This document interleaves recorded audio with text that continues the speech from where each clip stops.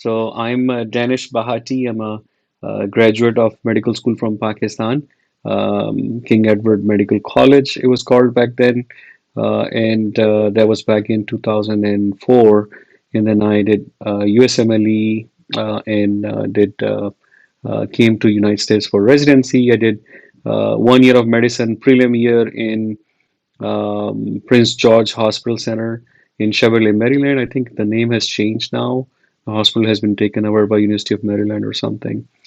And I then did 3 years of neurology residency, which I was already matched as an advanced match, and in University of Nebraska Medical Center. Then I stayed there for 2 years of fellowship in movement disorders, and then I stayed on his faculty there for 5, 6 years, 7 years as a faculty for movement disorder, first assistant and associate professor. And then 5 months ago, I've relocated to Florida. I'm currently at University of Central Florida in Orlando in College of Medicine. So here I'm the director of neurology clerkship, and then I am also involved in the brain behavior module in M1 and M2. But as the neurology clerkship director, is my job to make students successful in neurology rotation and help them figure out if they want to apply for neurology residency and help them with it. So because of that, I've started to become a lot more involved in available information. What challenges does a student face in during their clerkship, during medical school, and then what challenges they face for residency.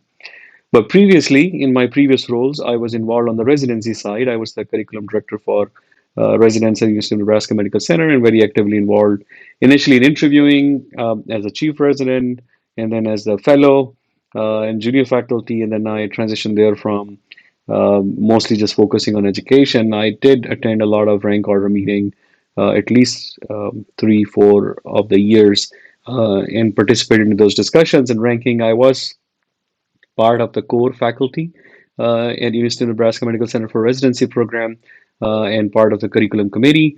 So I've seen things from the other side on residency selection, and now I'm learning things from this side where students are in medical school or graduating and applying for the residency and what should they focus on or what challenges they face. Now, I am quite aware and familiar with what we were doing in selecting residents from the medical school and applicants and what challenges we were seeing and what we were looking for.